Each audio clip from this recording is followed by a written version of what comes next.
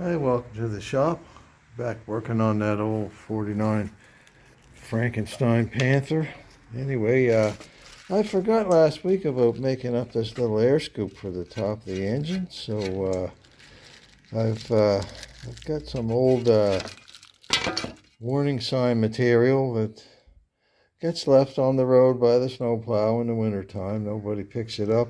Nobody claims it until somebody like me comes along and realizes that that's really good aluminum in those signs. So anyway, I can't say I stole it. If something's left in the ditch for months and months and months and nobody comes and gets it, then it's finders, keepers, losers, weepers as far as I'm concerned. But they're taking off the reflective covering that's on the outside. That comes off pretty easy with a heat gun and a scraper, so just peel that out of the way. I've already gone out in the shop where I keep the bandsaw and I cut that shape out, so now it should be just a matter of bending that around to form the shape I want to, and then figure out how I'm going to mount it up on top of that cylinder head. So there, I've got that little metal air scoop just sitting on top of the engine right now. But if I stand back just a little ways, try to get a side view, it's going to be a little higher than that, but you get the general idea. It's going to give me a little more height as far as the look of the engine goes. I don't know if I'll leave it just aluminum or if I'll paint it black with the rest of the engine. I'll probably do that. Black would probably blend in a little bit better. Let's just walk over the other side, have a quick look at that. From this side, that definitely gives it a little more height anyways. Plus it's probably going to be up another, at least a half an inch higher than that. Anyway, I need to make some mounting posts for it that will go into the holes that are already in the cylinder head. But yeah, you can see I've got quite a bit more space over here. I am the sort of guy who's I'm more function over form, but this is going to be one of those concessions to form, because all this is really going to do, it will provide a little bit more cooling over the cylinder head, but it will give the engine a bit more height and fill in that space under the gas tank a little bit more. But again, I'm more about function and form, but in this case, this is going to leave me a spot under here, and there's quite a bit of room between the cylinder and the side of this. So I could put a tube in there that would resemble a pushrod tube, and that's what you would find on the other side of a real Panther engine. So anyway, I may do that. For now, I have to make up some nice aluminum spool pieces or something so I can actually bolt that to the cylinder head. Well, it's a dreary, rainy day out there today, so great day to come out here in the garage and do a little tinkering around. And I'm waiting for the wife to do her part of doing the renovation things, so that's a little bit of painting on her part. So I think she's going to work on that today. So she just beat the pants off me in Catan. So anyway, like I said, it's raining, and Lord knows we need it. It's been a very nice, sunny, warm summer this year after the usual rainy, soaking wet springtime. But yeah, we had a terrific summer as far as sunshine went, but it did reach the point where it was becoming a drought. So yeah, we need to get the lakes and rivers filled back up again. They're more up to a normal level, but for this time of year, they're still a little bit below. So right now, the more rain, the merrier till we get everything filled up. And then hopefully we'll just go back to a nice balance. But what to do? I've been kind of beating myself up a little bit because I want to mount that air scoop on top of that little engine there. And there's another project is pulling me over there toward that door because I kind of want to do a little more paint work on there. So I have decided that this is in the forefront of my mind right now. I started this job by making that little air scoop up, so I think it will be good to carry on with that and get that mounted to the top of the engine. So that's what I'm going to do today. Maybe I'll get time later on this evening to come over here and work on that door, or maybe tomorrow. We'll see how it's going. Anyway, like I said, I'll get right down here and we can look at the top of that cylinder head. I've got several places. Here, for example, another spot over here. And there's another little spot right there. And then there's two of these head bolts that also have threads in them. So all sorts of spots that I can mount that little scoop on there. So I'm going to start by measuring the distance that I need between the cylinder head and the inside of that scoop to get it where I want it to be. And I can use this can for that because that's what I had the scoop sitting on before. And what I want to do, oh come on, sit there. It's so hard to do this stuff with one hand.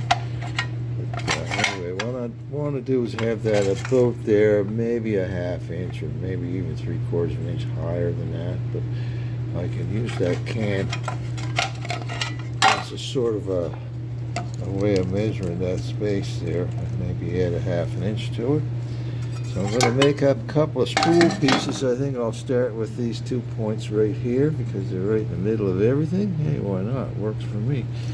So I think a couple of spool pieces, or maybe even some threaded rod with just a nut on the bottom and then a nut underneath. That would give me a bit of adjustment room as well. So anyway, I'm going to see what I've got over in the junk pile, and I'll make a decision after that.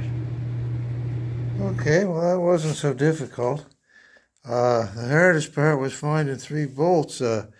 These two here are 5/16 UNC, and the one back here is 1/4 inch UNC. So anyway, all I did after I spent half an hour looking for bolts, I just I made up 2 spool pieces for the front with a 1/2 inch steel tubing, and another one for the back. And I cut that back one at an angle so it would go onto that curved section there. And I saved the little piece I cut off so I could put it under the bolt on the top. So that's 3 points. 3 points define a plane. So that's got that very securely fastened to the top of that cylinder head. It's not quite as high as I really wanted it to be.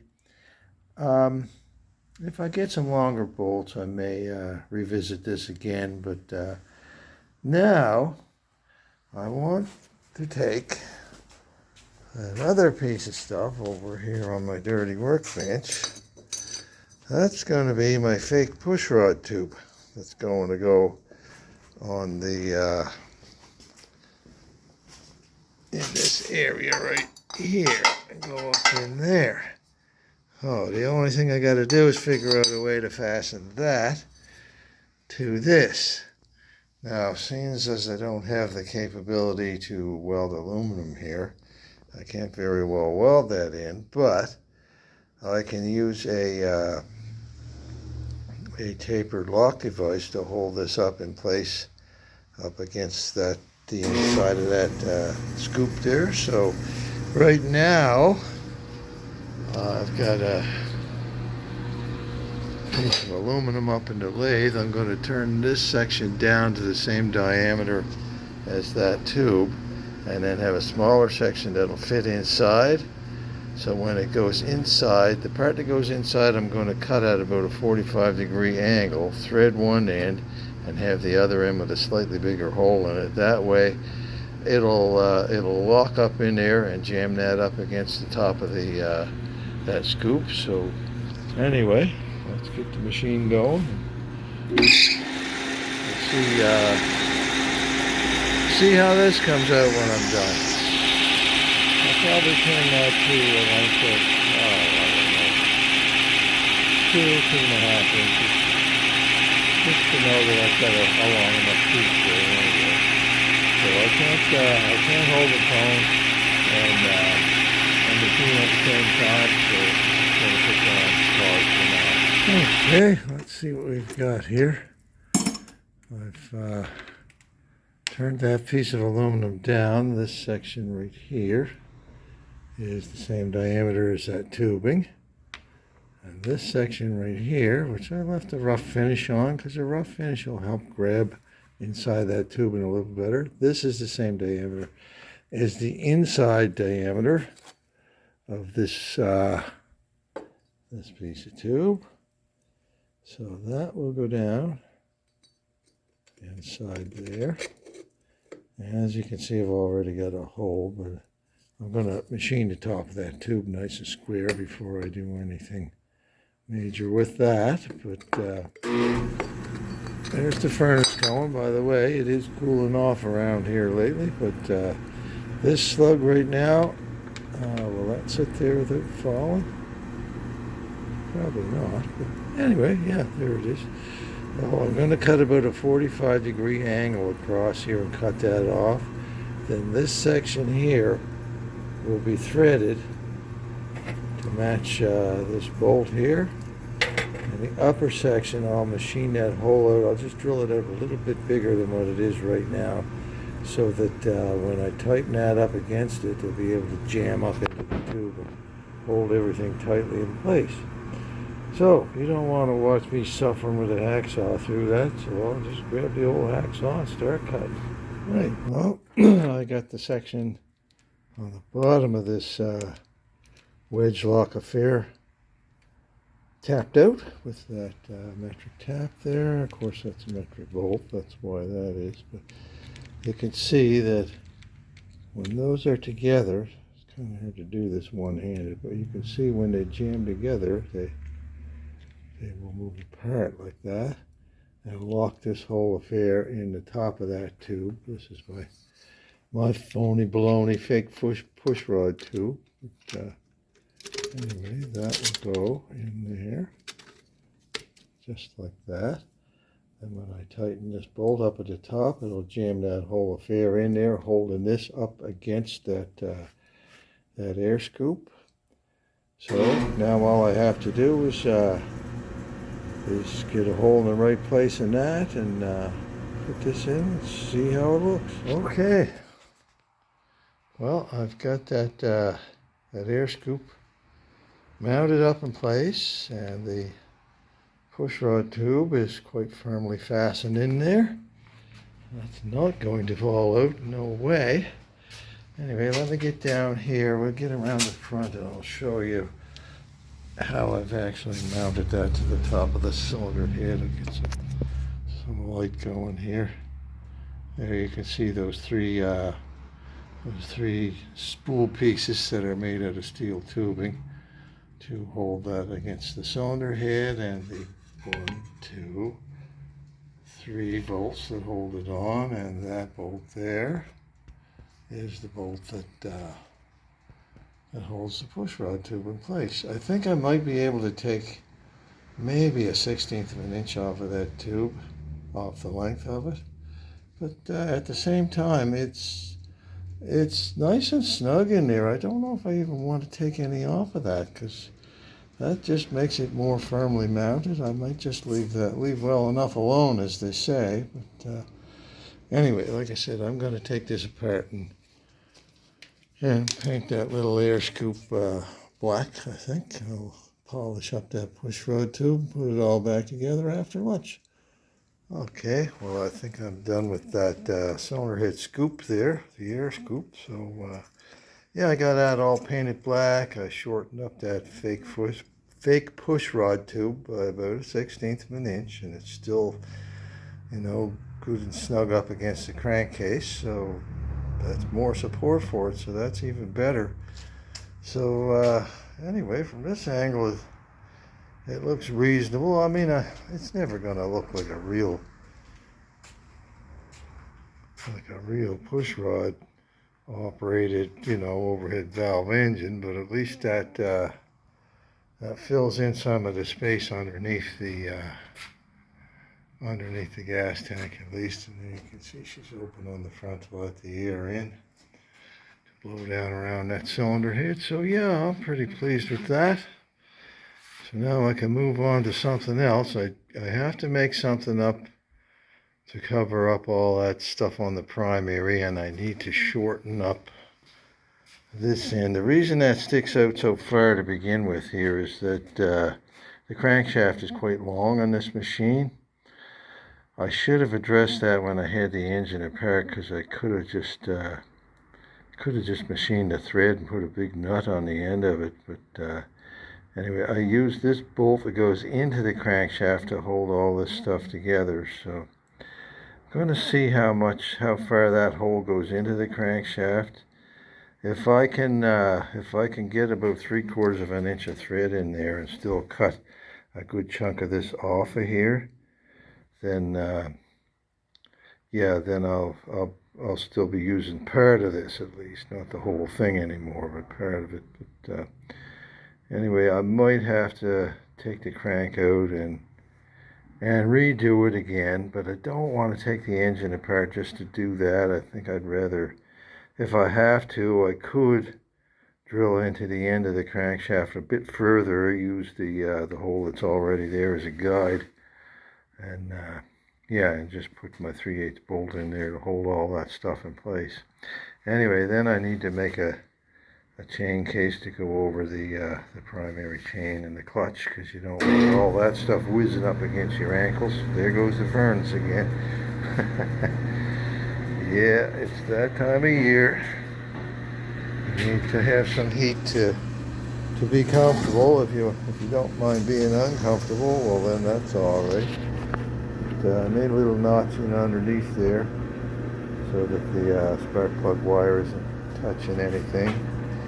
And I did round down the edges on the bottom here so it wasn't quite as sharp an edge. You might be able to see that a little better there on the front.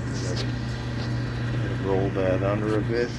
I did that on both sides. So anyway, that's my concession to form over function. But I think that's all the really kind of silly, useless stuff I'm going to do with this bike. I really would like to get the right Model 75 vertical engine for this thing, but I really doubt that's ever going to happen. But meanwhile, this engine ought to do the trick. I should be able to have some fun with it. So anyway, that's it for this one. I think I'm going to wrap this video up for this week. I have another day left of the week here, and an evening or two, so that may give me a bit of time to get over there at that artwork project on the old garage door there. But meanwhile, thanks for watching. Be good to each other, and I'll be back next time working on that primary.